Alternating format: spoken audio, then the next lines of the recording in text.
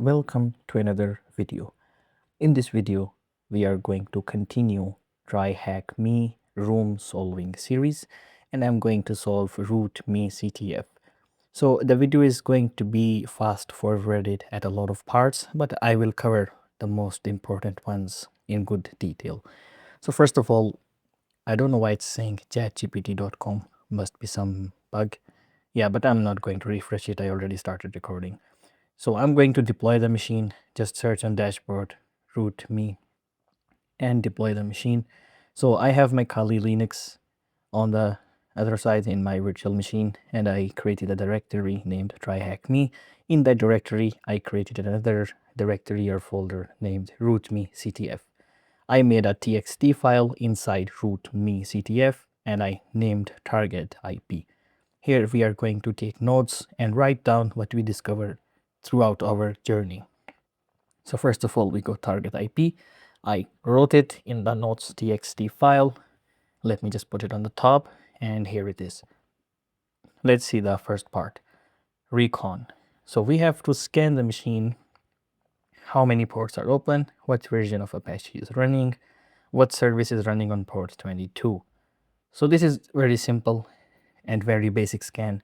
So as you saw here, it says version. So we are going to use the Nmap SUID argument to discover the open ports and the versions of the services running on those ports.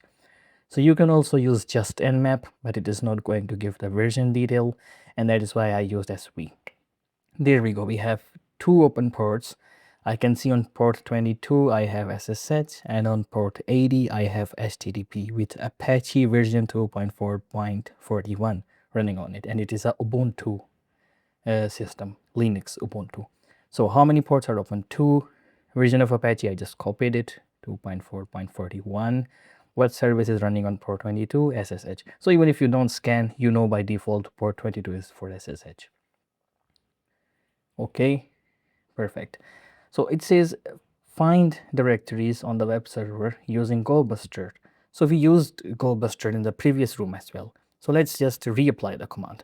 That's why I recommend you to follow this journey along with me. I'm not going to make a lot of rooms, or this series is not going to have a lot of parts, but I think I will make 6 to 7 or the maximum 10 rooms.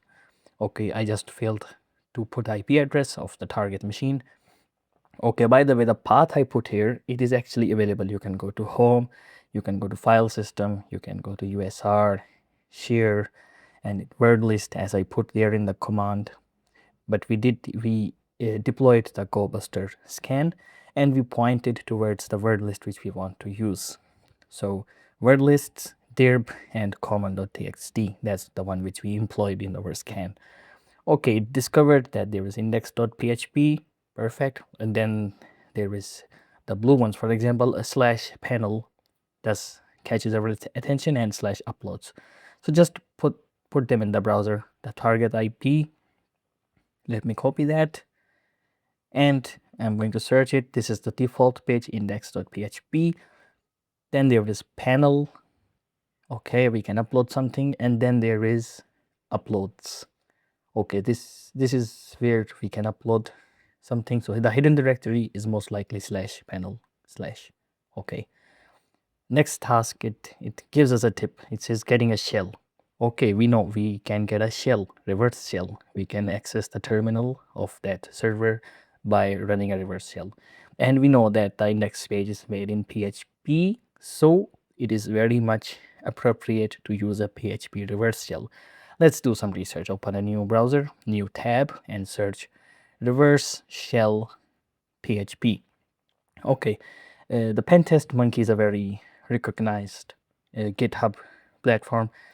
So let's just stick to Pentest Monkey. We can try a different one, but since I've done these rooms before, so let's go through what I am aware of to keep the video short and compact. I'm going to open the PHP file, and here we have to change the IP and the port. Okay, I guess it's this one. So just copy the content or the code, the PHP code. You can download the file as well, but I just like to copy it. I'm going to make the PHP file sudo nano shellup.php, and I'm going to find the IP address. I'm going to replace this IP address with my server's IP address. my system's, my Kali Linux IP address, which appears there on the top right, and the port I'm going to leave with default. This is the port where we are going to listen for the reverse shell connection. Okay, shellup.php. So browse, upload the shellup.php. I made it inside RootMe CTF. There it is. And I'm going to press upload. Okay, it says PHP não é permitido. It's in Portuguese. It says PHP is not permitted. So we can look for alternate extensions of PHP file. It is not necessary to name a file as PHP. So you can just search it. You don't have to be master of everything. You can just search alternate extensions to PHP. PHP to bypass filters. Okay. Oh, they have this weird AI thing. I really don't like it, but okay, let's see what it says. Okay, there are several extensions, but PHTML caught my eye. As I told, I've done these rules before, and this one was the one which worked for me. I recommend you to try another one as well if it works or not. That's how you discover in real time or in a proper way. But I'm just going to rename it as PHTML. And if you're in a hurry, you can name it PHTML as well. Yes, I renamed that PHP Reverse Shell to be HTML format. Let me delete that shellup.php to keep my system clean. That's something which you must do all the time. You don't need random files and scripts running around all over your system. So I'm going to upload shellup.php, PHTML, sorry, and I'm going to upload it, and it says that o arquivo foi upado com sucesso. So we managed to upload that PHTML file. And we can see that on uploads, yeah, it says here shellup.phtml. Now we are not going to execute it right now. We have to listen for the connection. So I'm going to open another terminal. I'm going to type in nc-lvp1234. This is the default port which was in the shell, and we are going to use the same port. Now I'm going to click it, and you saw that I got terminal access to the Ubuntu server which we are targeting. Who am I? Okay, www-data. So I'm not a root user. I'm investigating. Okay, I can see the files, the typical Linux files. And we are going to find user.txt. So they gave us a tip. We have to find user.txt. So use this command find/type f name inside inverted commas user.txt, and then two I think it's /dev/null. Okay, so what this dev null does, it sends out the error messages, or you can say the response messages towards like hell, towards like void. It doesn't show us on the terminal. It just shows us what works, what we are looking for. So I executed the command, and it gave us that user.txt is inside var, it's inside www directory. So I'm going to cat, and inside inverted commas I'm going to put that path, and you can see that we got the flag successfully. Now the next part says that we should look for the file which has SUID permission. So we can use the same command literally, but the structure is going to be a bit different. Let me verify what is the permission number of SUID. Okay, I think it is 4000. I'm pretty sure about it, but I just want to be certain about it. Yeah, I think it is. Yep, 4000. So let's run this. Let's find the files which has a SUID permission 4000, and let's send the response results towards eternity, towards hell. We don't want to see anything. If you don't use this dev null, nothing is going to happen. You're just going to get a lot of results, and not all of them are going to be what you're looking for. So this was like, of course, in summarized way. Okay, there are a lot of files, but Python did catch my attention. Python should not have SUID permissions. By the way, what does SUID means, right? What does it mean? Let's just look for it. What does SUID permissions mean? Let's see. Okay, allows users to execute a file with the file owner's privilege rather than their own. Most commonly, executing a file executing a file owned by the root. Okay, so user can execute a file as a root user in simple words. So this is the path. Okay, I fast forwarded the video because I was struggling to put the right path, and I discovered that it is just Python. We were not supposed to put the version there, but okay, things happen. And also I recommend you to always use the research. If you're stuck somewhere, don't just search it up and get the answer. Research.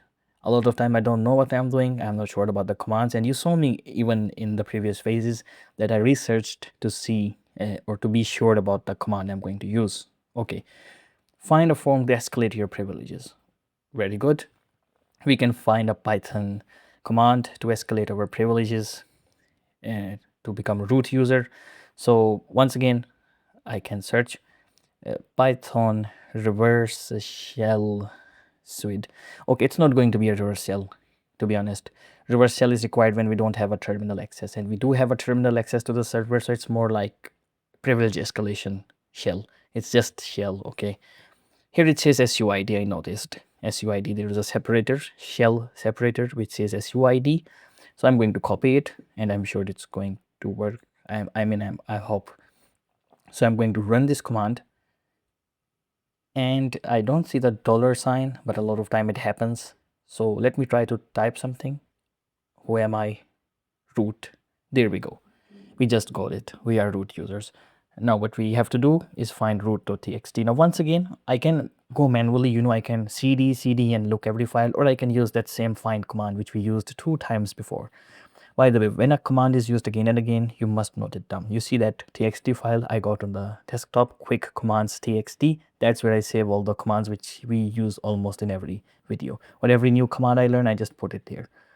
Okay, we are finding root.txt. We put the results to hell. We don't want to see every result. We just want to see what we need. There we go. It is inside root directory, and it is named root.txt. As simple as that. Cd root ls, there it is, cat root.txt. There we go, we got the flag. So this room was very interesting. We used a lot of concepts from the previous room, and we learned something new. There we go. I hope you, let me just check it. Okay, I hope you liked the video. Please leave a like, comment, and subscribe to the channel, and stay tuned. We are going to solve a bit more rooms in the next videos. Thank you.